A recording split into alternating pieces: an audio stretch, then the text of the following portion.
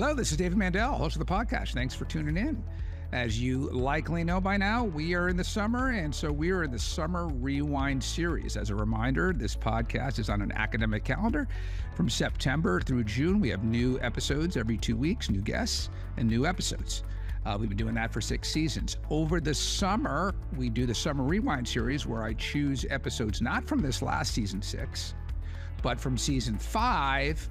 And today, what we're going to have is a rewind of originally episode 5.7, and then in 2 weeks we'll do 5.8. They're a 2-part interview with a classmate of mine, my college classmate, Dr. Sue Keller, who's a dentist and now a coach as well.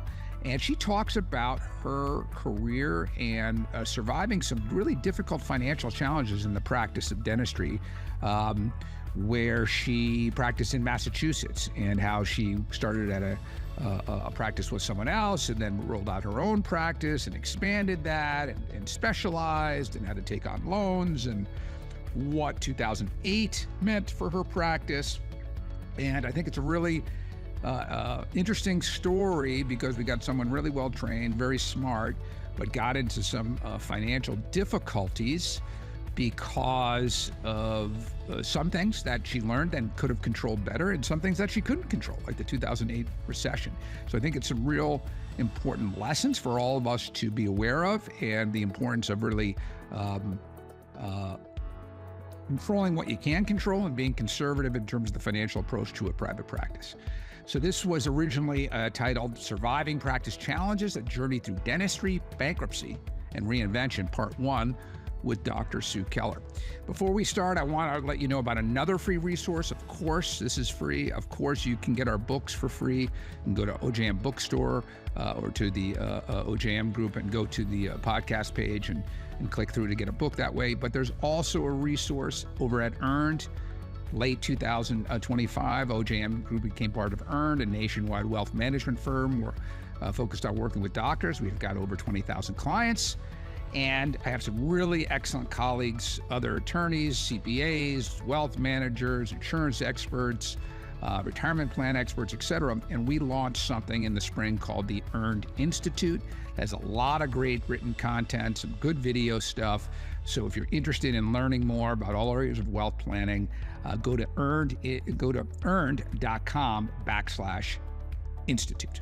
earned.com/institute. So that's another free resource for you. And with that, here is a rewind of episode 5.7 with Dr. Sue Keller.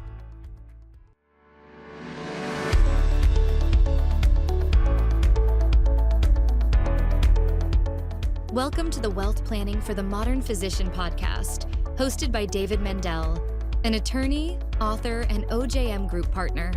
We share real-world financial lessons from physicians and insights from experts to impact your bottom line. Check the show notes to get a free copy of our book, Wealth Strategies for Today's Physician. Now, over to David. Hello, this is David Mandell, host of the program. We've got a really interesting topic and guest today. Let me tell you about Dr. Sue Keller, and then we'll have her start in with me.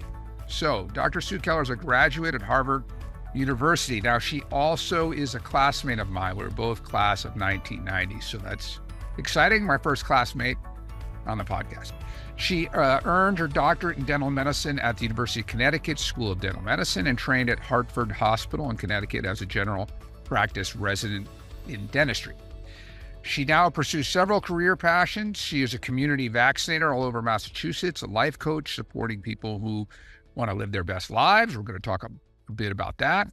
An oral health prevention coach for groups and individuals, an oral health consultant patient advocate for patients struggling to navigate complex dental recommendations and care. Now, she's got a pretty significant bio. We're going to put that in the show notes, but she's involved with a number of not-for-profits in the dental area.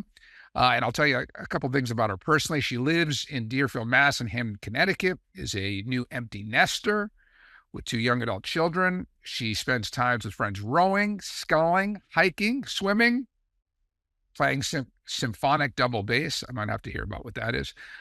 Making pottery and performing musical improv. So Stu, welcome to the program.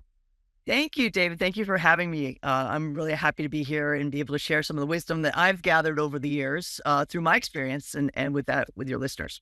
Yeah, absolutely. And we're representing class of 1990 today. So 90. Yeah, so that's exciting. Should we tell them that it's our 35th reunion coming up next May? We can. They can do the math. And I'm excited to go. 30 we missed because of COVID, and that bummed me out a lot because I had such a great time at the 25th and catching up with people. So I'm super excited. Okay, so let's talk about the first question I ask basically every doc who comes on, which is tell us where you grew up. What made you become a dentist? Okay. Well, I grew up outside of Erie, Pennsylvania, in a small town called Fairview. And I knew that I wanted to be a dentist since I was at the age of 6. Okay. So that was because that was when I got my first loose tooth. And I discovered that when you have a loose tooth, you cannot eat the cookies in the elementary school cafeteria. So it was my mission to figure out how to get those teeth out as quickly as possible. I went through several of the wives' tales about the, floss on a string and a doorknob and different things. But by my 20th primary tooth or baby tooth, I did figure out the best way to get them out, which I will let you guys know. It's to wiggle it till it's really loose and then a quick twist. The quick twist is everything. Okay. And at that point, first of all, I had a little bit of a sweet tooth when I was growing up, and I got a few cavities when I was little. And I went to a dentist who was fantastic. I always felt comfortable. They used nitrous oxide gas. They would sometimes leave me in the room and I would play with the instruments when they weren't looking. And they always told me I was a great patient. I got 2 prizes when I left, right? So I'm like, dentist, cool. This is great, right? And yet I would hear people talking about how they didn't like going to the dentist and it was like a disaster for them. And they were so afraid. I'm thinking like, well, my dentist is really good. I like going to my dentist. And so I knew that there was a disconnect between what some people were experiencing, what I was experiencing. And I knew that dentistry could be comfortable, but that was what even at an early age, like, I'm like under 10 at this point, and I'm hearing that people don't like going to the dentist. And I can't figure it out why, because I've had a good dentist, right? Meanwhile, my teeth came in kind of crooked, but my brother's teeth came in even more crooked. And my dad was a machinist at a small shop, and it was not a foregone conclusion that he could afford braces for both of us. So it was going to go to my brother. Ultimately, I got braces too. But I also, before I got them, I knew what it was like to walk around kind of covering up my hand when I smiled. I knew that there was a very high psychological impact when people can't smile. And I had a friend who had teeth that were a musical friend of mine that were very, very, very crooked. And her family made her choose between getting a viola or getting her braces. She got the viola, went on to become a professional musician, still is, ultimately got braces as an adult. But, those are choices that families have to make sometimes. Yeah. And so I was super interested in going into orthodontics originally. Fast forward, when I was at Harvard, I got to spend some time up in Maine with an alum during just a little break, and they sent me to their dentist. And that's when I got interested in general dentistry. He said, if you pick a specialty, it can get boring. You're kind of doing the same thing all the time. He liked to call himself the decathlon dentist because he did all the events.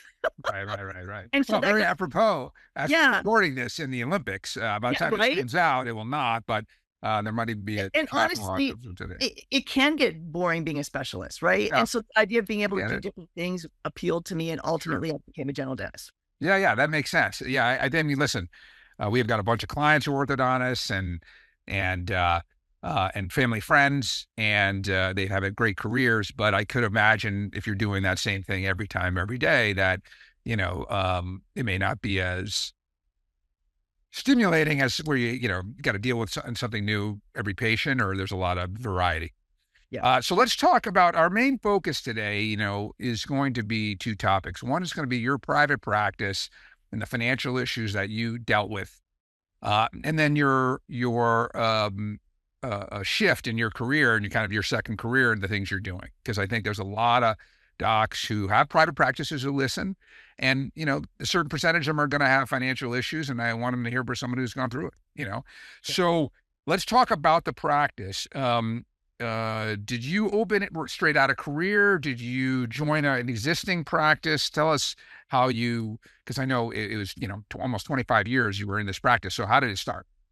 That's a great question. I did a residency, which is not required of doctors, dentists. And so I would, one thing I'd recommend for folks is absolutely do a residency because you're exposed to a bunch of different people and different ways of doing things. I think that's really important training now. I think it ought to be mandatory.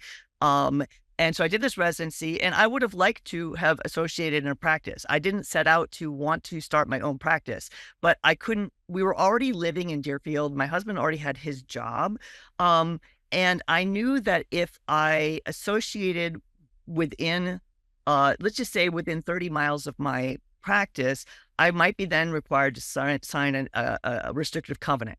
Now, I think laws have now changed, and those have been held up to be. Well, right now, we're going to have a speaker on this in the one of the lawyers that I'm going to have on the season about what's going on with non-competes, and it's a little bit unclear about exactly what's going to happen, but yeah, there's some vulnerability there. But we'll leave that for another time. But yeah, go ahead. So that came into my initial decision making because I would have had to go, like, say, down to Springfield and associate down there if I ever wanted to end up owning a practice in the area that I lived in, right? And at the time I came out of school, which I came out of my residency was in 95, I couldn't find anybody hiring at that point in time. And so there was a dentist up in Greenfield, which is 7 minutes from my house, and he was in his 40s. He was an excellent dentist. He did excellent quality work. He got burned out. He was really burned out. That should have been a sign, by the way. Here, red flag. Yeah. But I took over his practice. He was taking excellent care of his patients. I bought the practice from him. And so from there, it was a family practice. Now you have to remember, this is 1995. We're still using fax machines with thermal paper, and that's new, right? We were using a DOS system for computers, and we had a computer. Like, other offices, colleagues in town who didn't have computers. Technology, that's another issue. So keep that in mind. This is all going on early on. I took over a practice where the patients were well taken care of. I've had colleagues who've taken practices of older dentists where the patients aren't well taken care of. And so when you're making suggestions to patients who've never had suggestions to them before, that's a problem when you're thinking about going into a practice. I actually didn't have that problem. I just had to build the practice. Being a woman in the environment, I became very attractive as a dentist for kids. A lot of people ended up bringing their kids to me. And I enjoyed the kids, but the parents not so much, because how the parents interact with you determines on how successful their kids are going to be doing that. And so I spent from 95 is when I purchased the practice. A bank would not give me a loan. I had to get a private loan source from a friend of my dad's who was an ophthalmologist who just told me pay it back in the future. Well, I paid him back, of course, but he's just like, help people out when they're getting started out. It's not always easy to get loans when you don't actually have a business to start, right? Yeah. And so by 98, I was able to acquire the practice of another dentist who was retiring. He had a home practice. There's a top tip. Don't put your practice in your home, because when you go to sell it, you have nothing to sell other than the patient charts. So we had an arrangement, and that is also a great way to build a practice, is to notice if there's dentists who have gotten ill, if they have died, that you can often get the charts and make an arrangement with them to pay a certain amount for the patients who show up at your practice. Those are ways to consolidate, and that can help you build a practice. So in that point, I've been in practice for, 3-4 years. I keep getting adults coming in who have not been to the dentist for a long time. They're afraid of going to the dentist. They say, "Doc, can't you just knock me out?" Well, it turns out that I would go through a ton of continuing education. I was going every month. I highly recommend staying up on things, learning new things. And so I learned how to do oral conscious sedation, give people pills, help them relax, and be able to focus. And ultimately, I decided I wanted to focus my practice on that because it was a niche that nobody was taking care of. That's a red flag. If nobody else is doing it, could be a reason. We'll go back to that. So I realized that I wanted to have this niche practice with anxious adults, taking care of them, doing sedation. And the old house that I was in up in Greenfield was not an ideal site for that. Greenfield's a dead end address. People weren't going to come. I was already having people come from like an hour away from like the rural areas, but no one was going to come up from Northampton or Springfield up to that area, even if I was doing that. So I decided around 2006, 2005, I really wanted to move the practice. Now, in amongst this, I had 2 children in 2002 and 2004. So That's another thing you need to consider when you're planning to have your family. What I did is I went and I got a bunch of advanced education. I went out to the Coy Center in Seattle, and I was at the top of my game. I had the sedation skills. I did all of this before I had the kids because I knew I was going to be less likely to go out to a lot of continuing education for a while. And I really felt like I couldn't take the vision forwards of taking care of anxious adults where I was at that time in the place I was. So I started looking for other places, and I ended up moving the practice about 26 miles south to an area of Northampton. We have 5 College area, Northampton, Amherst, that area. Yeah. So I was just on the western part of Northampton. I found a great brick mill building, built it out from a vanilla block box, had large 14-foot ceilings, giant windows that looked out on the west, got the great sun, got trees in, even though we were in a little town. And also I set up that office to make it super comfortable. I had reception area that looked like a living room, big enough to hold community events and jazz events in. And all the equipment was always behind the patients. I no longer used the pullover lights. I used a headlamp. I was using magnifying glasses. And so patients could literally look out the window, and all the stuff was behind them. So I had the whole thing set it up for comfortable care for adults. What you need to know is that I built that out and moved that practice in April of 2007. Do you remember what happened in 2008? Yeah. Yeah. Yeah. So let me jump in for a second. You brought up a lot of good sort of, hey, red flag here, red flag there, et cetera. We'll get to, what's coming. And obviously, nobody could anticipate 2008. I mean, obviously you can watch the Big Short, and people, there are people who might have understood in the financial world, a year, 18 months out, but not dentists in Massachusetts. No one's blaming anybody for not knowing what's coming in 08. But you did mention a couple of red flags. Two of them I want to point out. One was you said, hey, if no one else is doing it, that could be an issue, meaning there could be an opportunity there, right? It could be like you're the first one to market, but it also could be other people have looked at it and have decided not to, right? We had a dermatologist on season 2, who's also an attorney and a law professor, David Goldberg, and he talked about, not jumping into, because he does a lot of cosmetic, every new thing that comes down the road, because you don't know liability wise where it's going to come out. He said, there's that old saying, the tallest blade of grass gets cut. Now you're not talking about liability wise, but you're talking from a business stance of, is it going to work financially, to, be a little bit cautious about jumping into an area that no one else is doing, because there may be a reason no one else is doing it. Was that your point there? That's exactly my point. I had my own practice for almost 24 years, and it was only at the end when I became an associate. And so ultimately I was starting with families. That went well. I got a bunch of extra training. That went well. Then I decided I'm going to build the big dream practice and take care of patients who don't like going to the dentist. There were a lot of other things happening. Like we were transitioning from yellow pages to internet, like doing reviews. Like there's a whole bunch of stuff that's going on there in this time. I was also transitioning from taking a couple of insurances to going fee for service, to moving to then not being able to afford to be fee for service, to taking insurances back, just as insurances actually cut their reimbursements more than 30% in Massachusetts. Thank you, Delta Dental. That's a whole other thing. And then going back, realizing I can't make it happen, I can't provide good quality personal service, taking lower fees, so going back to fee for service. But again, changing markets of how you advertise, how you get patients, how you network, all those sorts of things. So in all of that, if I had been in a city, I would have had enough clientele to run a niche practice. I wasn't. People were going to have to come in from over an hour away, which they did. But by the time you have adults who have neglected their health for 10, 20, 30 years, they can no longer tolerate treatment and they can't afford the treatment. It's a problem. Right. Well, I think that's another point to mention. I want to get through it because I want to get to the coaching and other stuff too. But know where you are. Right. It seems so obvious, but you had extremely high training and the continuing education and niche.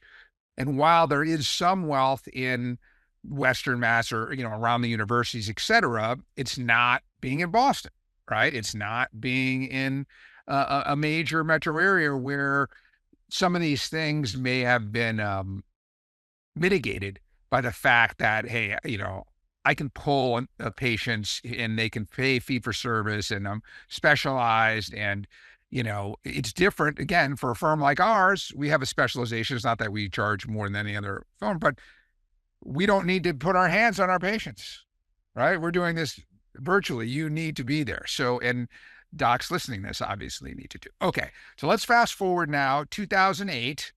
Okay. Oh, I want to take you one more step back and okay. Of this part. Okay.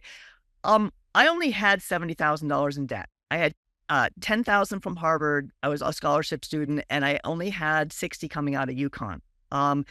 I know that there are doctors graduating right now with $400,000 to $800,000 in debt. I don't know how they're doing it, quite frankly, because that is a huge, again, issue.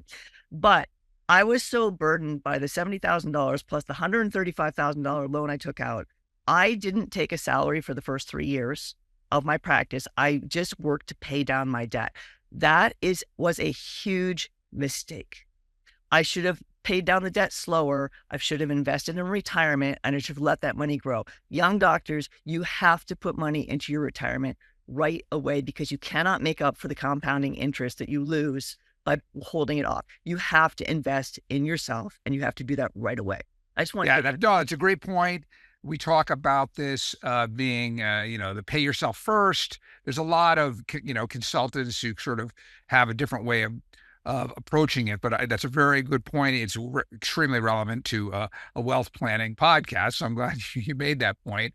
And, a lot of people have emotional issues with debt, in debt, doesn't, and again, there's debt that folks who can't afford to make the payments because overwhelming and unmanageable and can ruin their finances. And then there's debt that is part of a business structure that you can manage and you refinance it. You try to get the rates as reasonable as possible. You don't ignore it, but you don't generally, again, and every circumstance is different.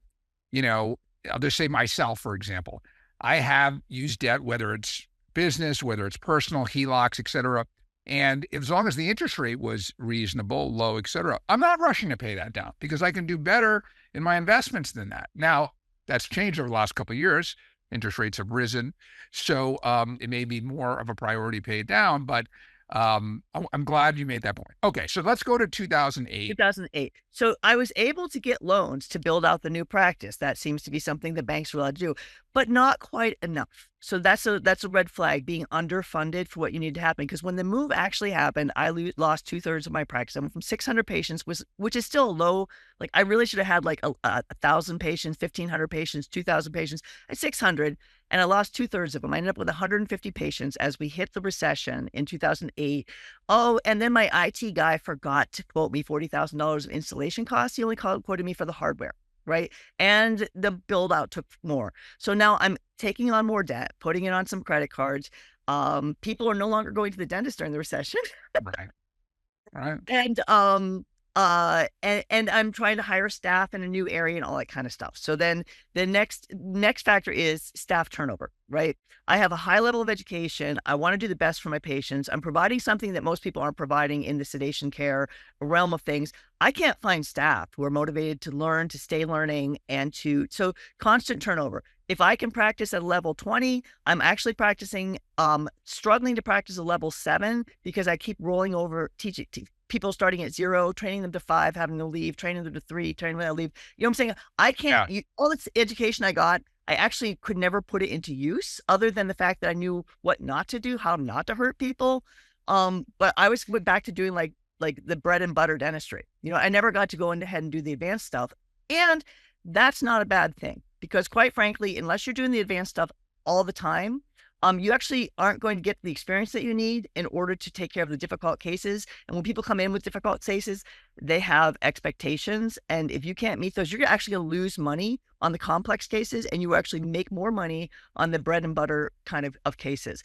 Another advice to folks, use your specialists. They're there for a reason. Have specialists who that you send to regular basis, not just because you screwed something up or because something didn't go the way you wanted it to. Use them all the time for their expertise. It's in your best interest of your patients. Even if your patients say, "Why can't you do it, doc?" It's like, well, because I went to a class to learn how to do root canals with a rotary system back in the early 2000s. I left the class saying, I'm never going to do root canal again. I'm not going to break 20 files learning how to do this for my patients when I only do 2 per month. I have a great endodontist in my area that I'm going to send to, but I like digital x-ray. So I'm actually going to get a digital x-ray system because that's going to save me time and money. And I was one of the first dentists in 2001 to get a digital x-ray system. That was a good decision. That was right. So yeah, I mean, do well and what you don't want to do well. Right. Exactly. So now I've brought up a whole bunch of debt, right? Yeah. And the market crashes and I'm struggling. I refinanced at least 3 times between 2008 and 2017. 2017 was my last chance to refinance. The ship head was turning over, and then it had righted itself just enough for me to get refinancing before it crashed over to the other side. This concludes part 1 of David's conversation with Dr. Sue Keller. Look for part 2 of their conversation on surviving practice challenges available in 2 weeks on your preferred podcast platform. The Wealth Planning for the Modern Physician podcast is brought to you by OJM Group Earned, a multidisciplinary wealth management firm dedicated to helping physicians build and preserve their wealth while reducing taxes. Episodes from previous seasons are available on Apple Podcasts, Spotify, YouTube, and other popular platforms. Podcast listeners can get a free copy of our book, Wealth Strategies for Today's Physician. Simply text WPPOD to 844-418-1212 to request your free copy. Be sure to join David every 2 weeks for the newest episode of the Wealth Planning for the Modern Physician podcast. This podcast is being provided for informational purposes only. The ideas and opinions expressed on this show by Mr. Mandell and his guests do not constitute legal tax or investment advice, or a recommendation of any particular security or strategy, and do not represent the opinions of the underwriters of this programming. Any information prepared from third-party sources is believed to be reliable, though its accuracy is not guaranteed. Opinions expressed in this commentary reflect subjective judgments of the speakers based on conditions at the time of recording and are subject to change without notice. Listeners should seek the input of their own financial, tax, and legal professionals before acting on any of the information provided,